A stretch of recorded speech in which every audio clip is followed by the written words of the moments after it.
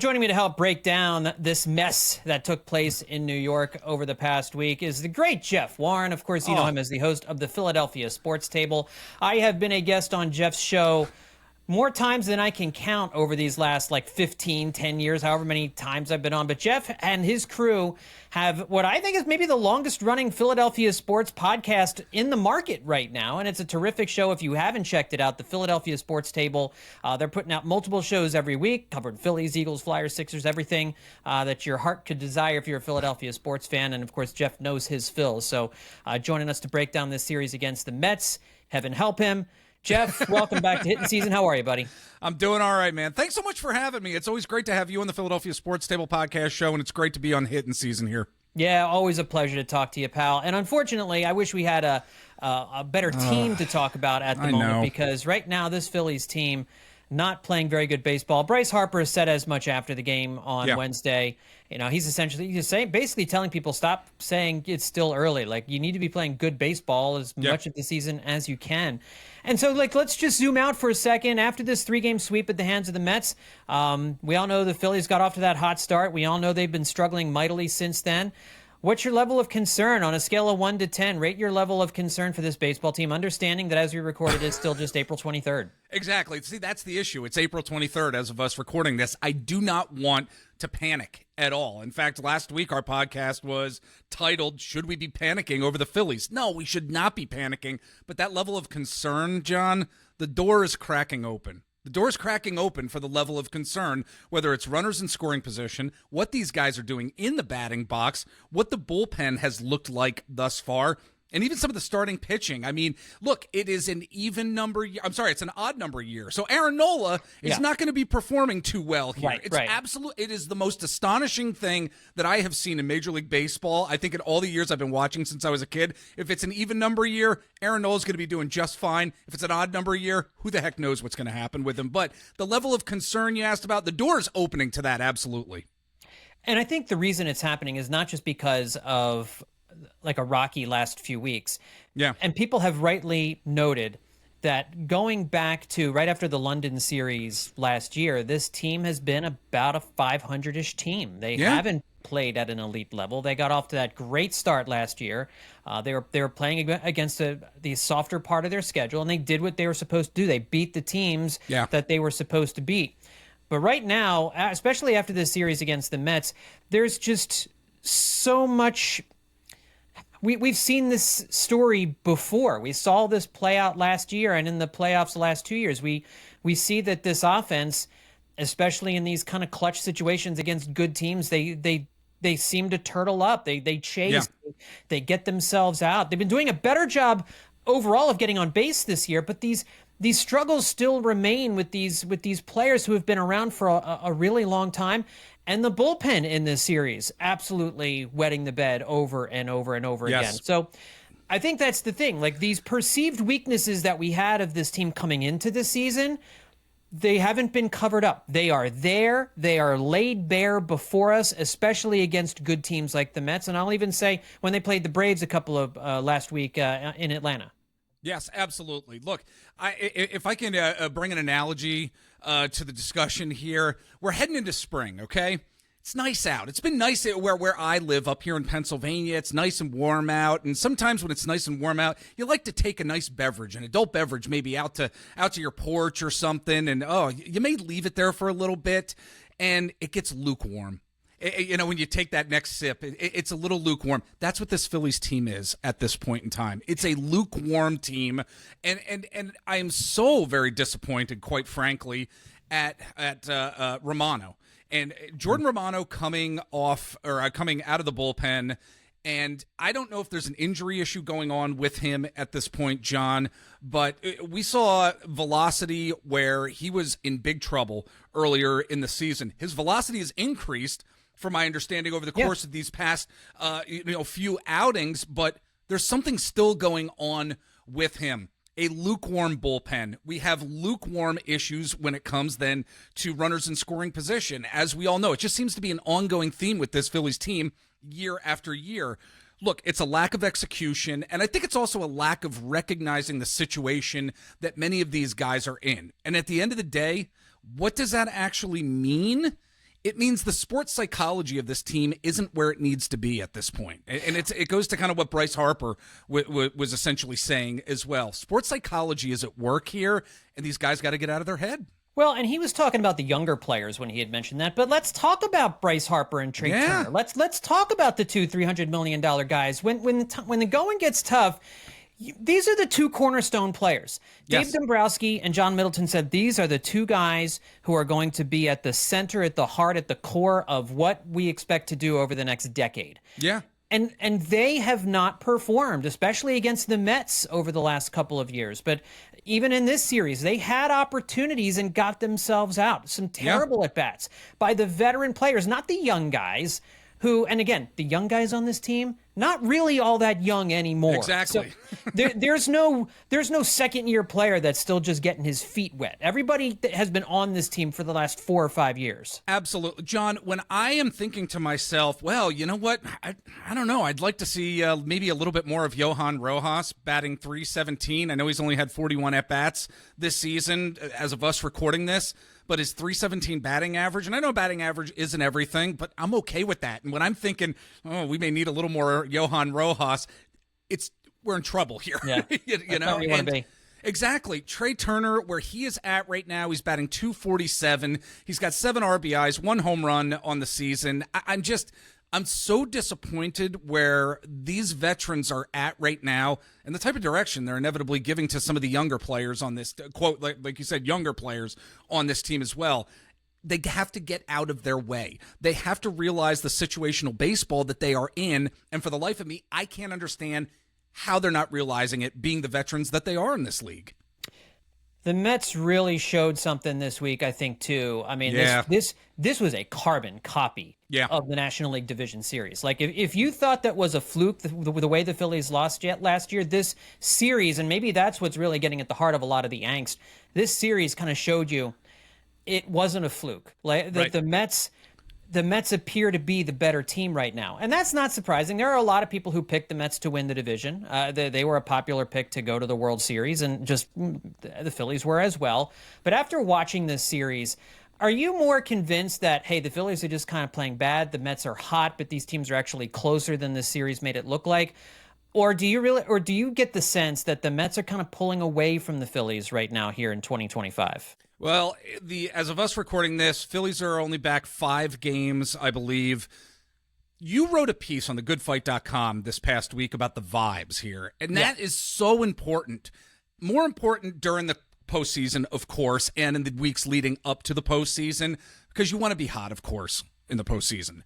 But the vibes right now, the New York Mets have them, as you outlined in your piece. They have them. Are the Phillies a bad team? They're not a bad team. Lukewarm, like I said and mentioned earlier, but the Phillies just don't have those vibes. Again, they're trying to find themselves. There is no identity with regard to this Phillies team at this point. Sad to say, as we are heading into May in the very near future here, that there really isn't an identity, especially with all these veteran players. But the vibes aren't there. Vibes are not there for this Phillies team. The Mets are at a point where they can start making sure that they are going to be that number 1 team in the NL East for quite some time. Look, I'm actually surprised where the Mets are at. I didn't think the starting pitching was going to perform the way that it has been for this Mets team so far this year. I did not think it was going to perform this well. But they have been. They've got the vibes. They've got the feels. And, you know, kudos to them. This Phillies team just needs to find themselves. Yeah, they're not confident, and they especially aren't confident playing in New York right now. Right. They just there's some kind of rent-free thing going on where the Mets are inside the Phillies' head. The next time these two teams play won't be until June, so the Phillies can hopefully kind of get some things straightened out between now and then. But we fixate on the offense quite a bit, and for good reason. They had a ton of guys on base in this series, and could just no extra base hits, no power from. I mean, they had 3 extra base hits in the 3-game series. That is not getting it done. You can't single your way to series victories every single game out there. But, you know, as we as much as the offense has been frustrating, the bullpen has been a big problem. A lot of these games were close late in the game, and then the bullpen comes in and throws kerosene on the thing. Yeah. We saw Jordan Romano do it. We saw Jose Ruiz do it. It's guys, different guys have taken turns. Ryan Kerkering the other night. I was just going to mention Kerkering because he's been very disappointing this season. He just can't seem to find that pitch that he needs in order to get out of certain situations. After the years that he has been Major League Baseball and with this team, I thought he would have that pitch that he could really go to, and he's been very disappointing thus far. Sorry to interrupt you, by the way. No, but that's my question is, what do they do from here? I mean, I don't know that they have a single right-handed reliever that they trust. Ryan Kerkering right now is kind of going through it.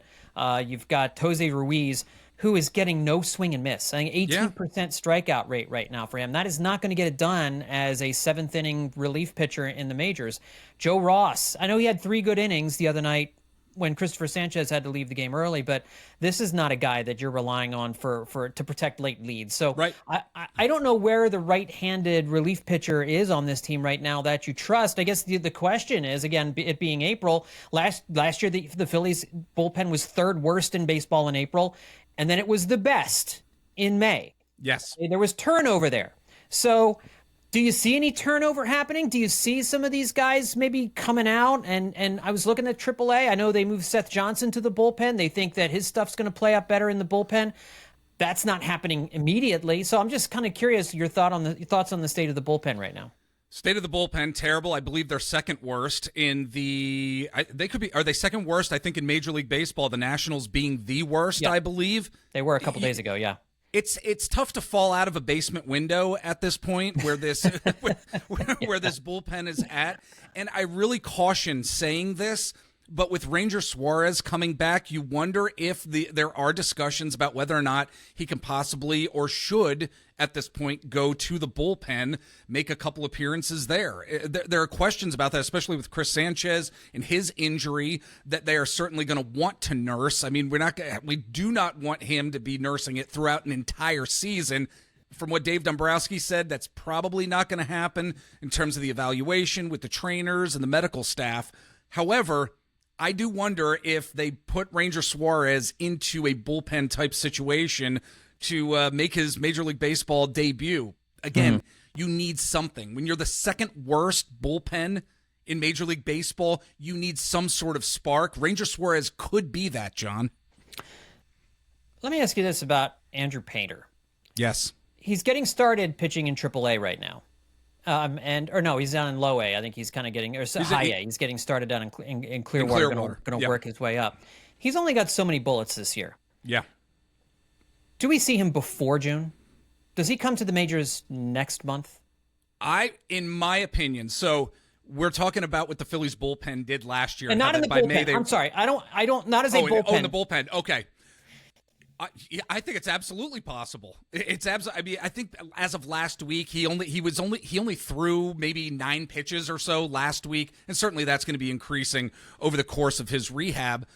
I think it is absolutely possible that we could potentially see him in May based on what happens with Aaron Nola. Aaron Nola has not been playing well. We know with the rest of the starting pitching staff and the struggles that they've had. Even Zach Wheeler, for God's sake. It has been a bizarre start to the season for him. Andrew Painter definitely could come up. Would not surprise me. I think it would be a bold move.